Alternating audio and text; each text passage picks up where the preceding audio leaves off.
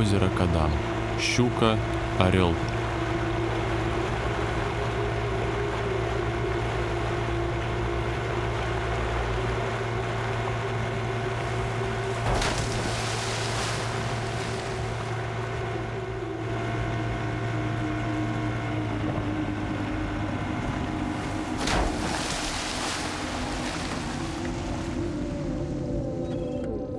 Много всего тут было.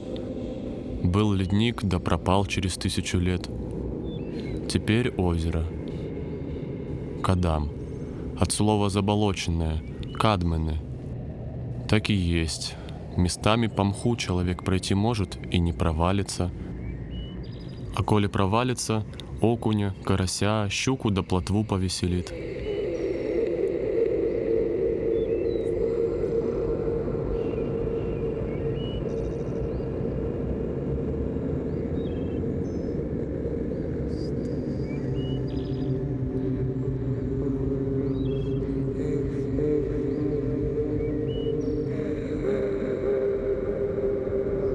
Но недавно совсем бежал отсюда народ в ужасе. Водился тут урод.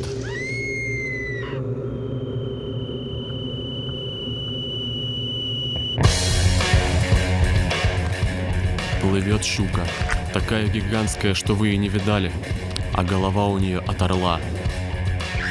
И крылья, ест всех, никого не щадит. И человек ей поперек зубов не встанет.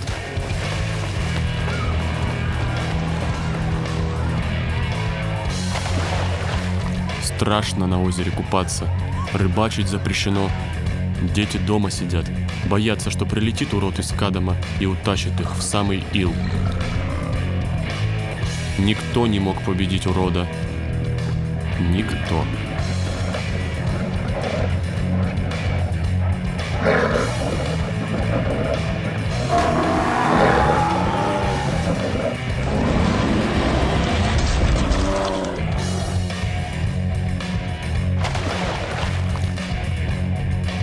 Так и росли поколения.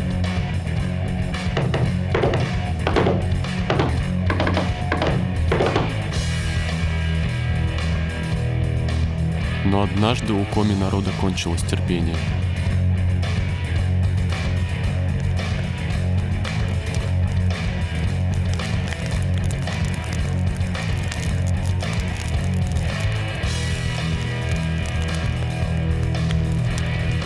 Собрались люди, да и пустили урода на уху.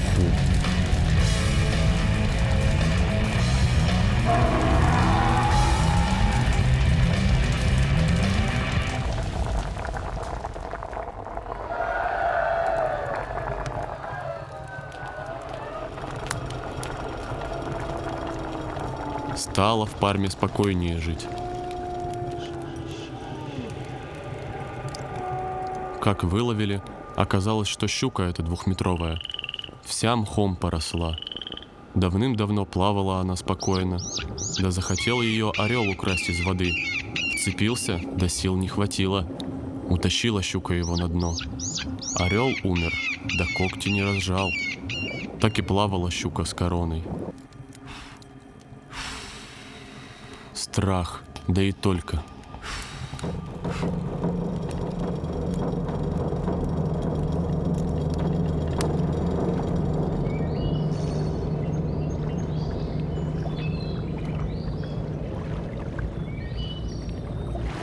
А по правде было, расстреляли ту щуку геологи, что в экспедиции были на озере. Стреляли из ружей.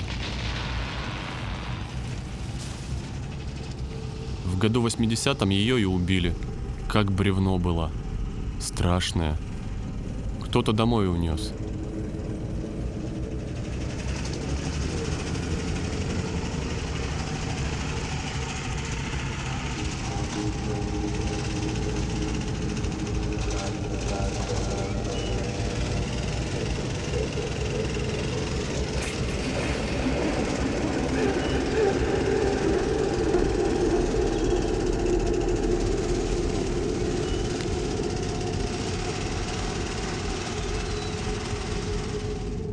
А место хорошее, приезжай, отдохни, сил наберись.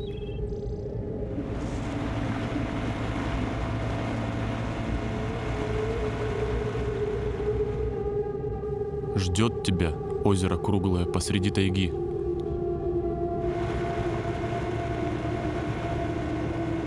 Может, еще кого тебе Парма покажет в своих водах.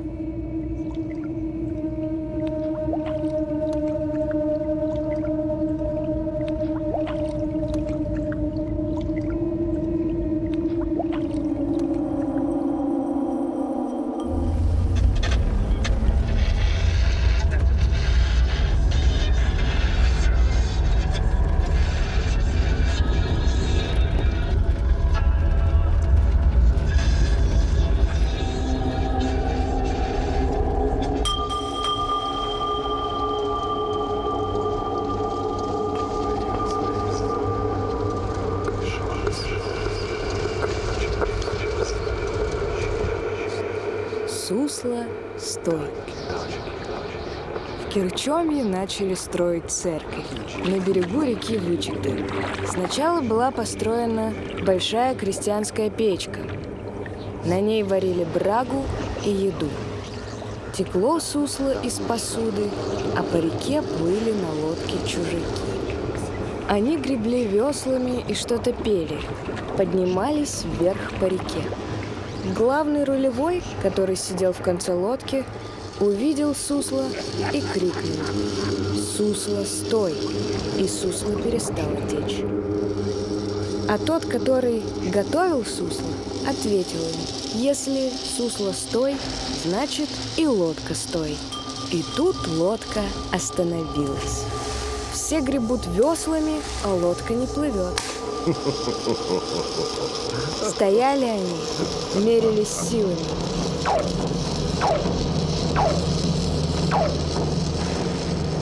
Все замерло. И начал старший просить, чтобы отпустили лодку. А готовивший сусло сказал: «А ты отпусти мое сусло». И оба обменялись своими колдовскими словами. Сусло пошло, и лодка поплыла. Людям в лодке с берега крикнули, чтобы они дальше не бросались такими словами, потому что выше по реке есть колдуны покрепче их. Больше не попадайтесь.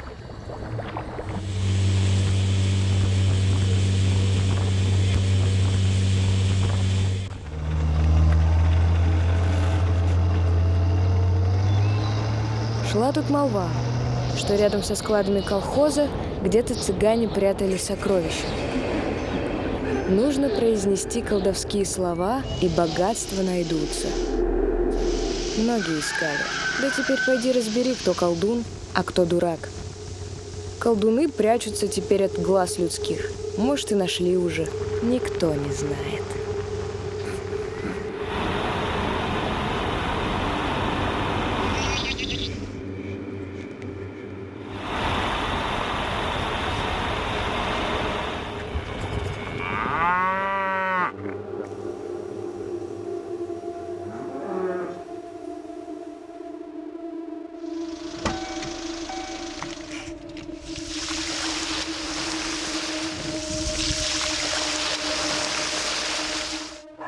Северо-Екатерининский канал. Канава. До деревни дороги нет. Живет 8 бабушек. Не то гробы, не то лодки гнилые. Травой пахнет.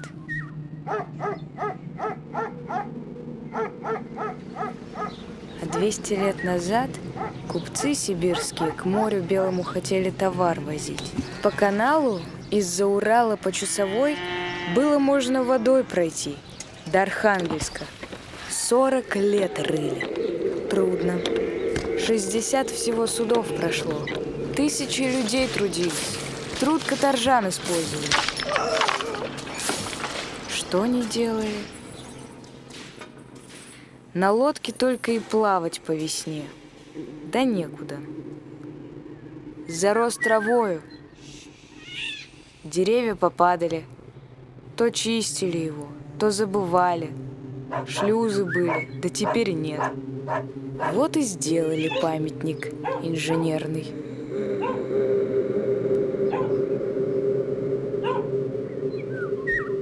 Нефть тут находили когда-то. Да плохая. В деревне тихо, память хранят.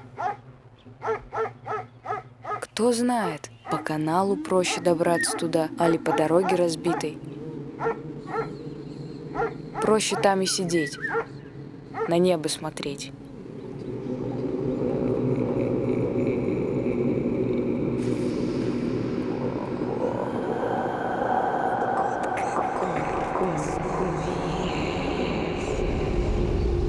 Кресты Муйолдина и баба Настя. В селе Муйолдина любят кресты. 3 креста на месте часовен, что большевики забрали. Еще кресты к праздникам приурочены, да в честь святых. И имеются в округе 13 крестов.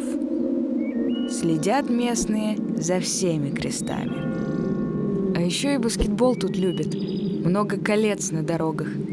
Такие люди вот интересные. В Муйолдино жила Настя Пэч, баба Настя. Видела все, знала все. Настя Пэч многим предсказала будущее, причем все ее слова в точности сбывались. Говорит деревенским: не бойтесь ни войн, ни потопа, ни конца света. Всегда Муйолдино стоять будет. Она предсказала, что к селу проложат асфальтовую дорогу. В те года все смеялись. Это как в Ленинграде, что ли? Настя Пэч умерла сразу после войны. Ни о какой асфальтовой дороге тогда и мечтать не могли. Правду говорила ведь. Чуть что, беги спасайся в Муйолдино, да мяч баскетбольный прихвати.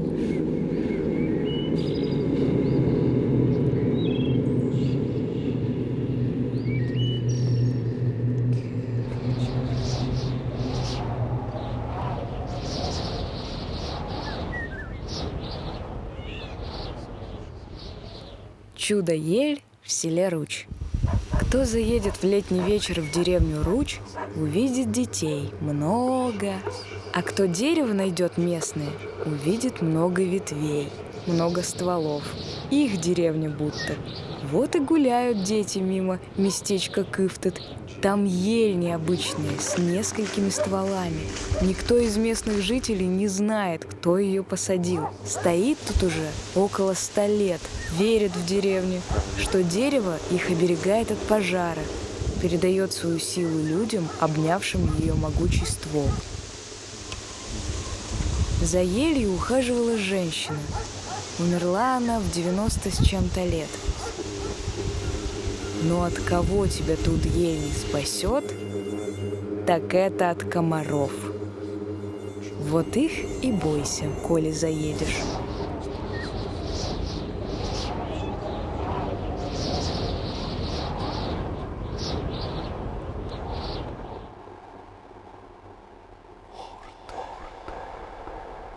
Священная рыба вежа черри.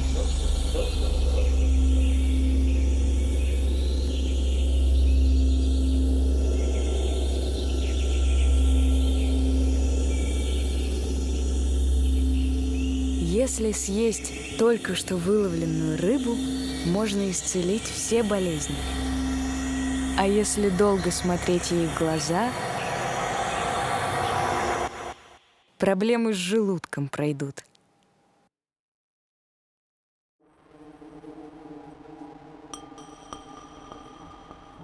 Озеро Вад.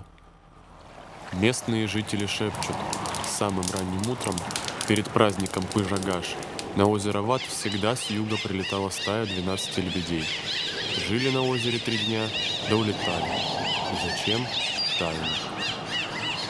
Прилетели лебеди и под утро на праздник в 1996 году. Но в тот день какой-то заезжий мужчина выстрелил в стаю лебедей. Силу хотел показать, али дурость. Сам он потом напился и во время праздничных гуляний в воду залез, да и утонул в озере Вад. никто и не заметил, как это и произошло. С тех пор лебеди больше не прилетают в те края. У вычегодских охотников и по сей день строго соблюдается запрет охоты на лебедей. Считается, что даже за случайно убитого лебедя виновного ждет неминуемая кара.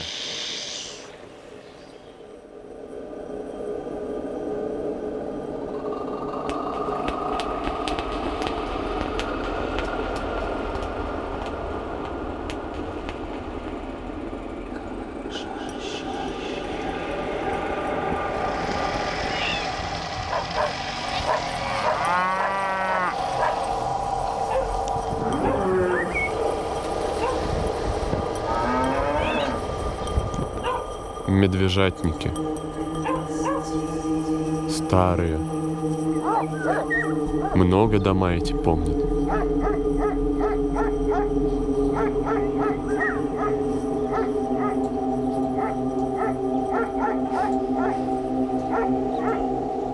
Давно.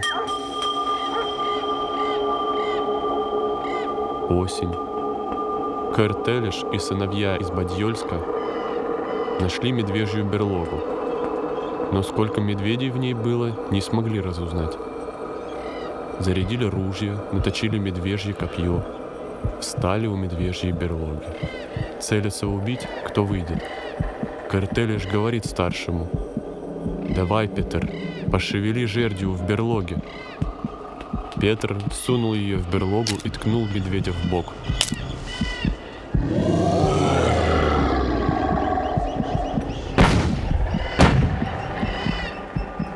Медведь и не жилец больше.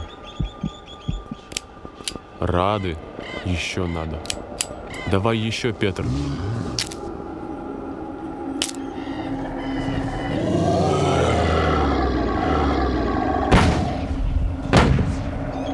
Напала дробь на медведей, да разгрызла их.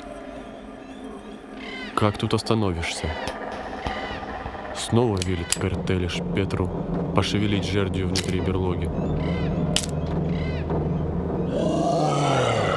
Еще один медведь, но его они не сумели убить. Отец с сыном пустились вдогонку за убегающим медведем. Петра оставил отец свежевать медведей. И начал он снимать шкуры. С одного снял, а из берлоги вышел еще один медведь. С пикой против медведя ты не воин. Кертелиш с сыном преследовали медведя 2 дня. Догнали. Освежевав медведя, пошли обратно к медвежьей берлоге.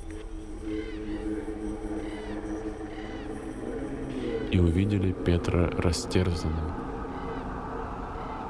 Забрал Элиш у Пармы 3 ее сыновей. А Парма у него только одного. Справедлива Парма, но милосердна.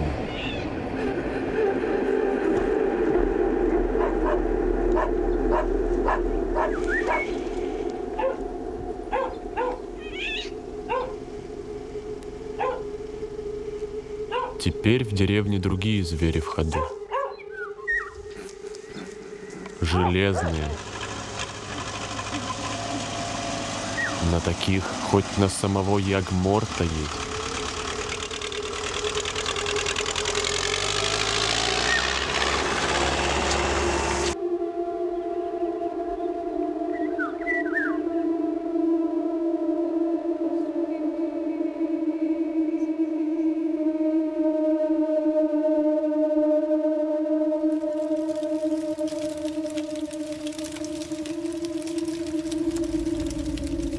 Ульяновский монастырь. Давно это было. 100 лет назад. Стефан Пермский основал монастырь в верховьях реки Вычегды еще в конце XIV века. Но он в запустение пришел. Вагульский князь Осыка разорял верхневычегодские селения в те года. Прошло 2 века, и приехал из Москвы священник Федор Тюрнин вместе с 4 сыновьями – Гурием, Стефаном, Никоном и Иваном. Возобновили тут все. Крепостью был. Хозяйство и сейчас свое, крепкое.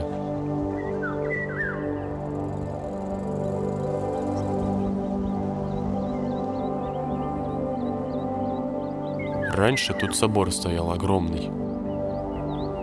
Большевики унесли.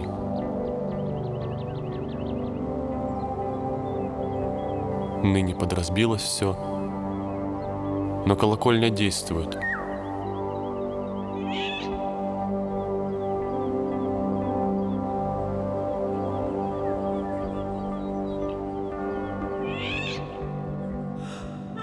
Назвали Ульяновским монастырь в честь попа дочери, что вагульскому князю не далась.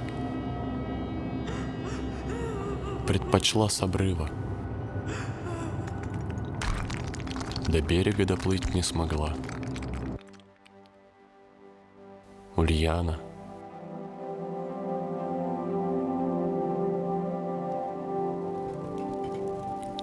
Приезжай, в келье поживи, покой обрети. Веришь, не веришь, а хорошо здесь. И дышится, и думается. Хорошо.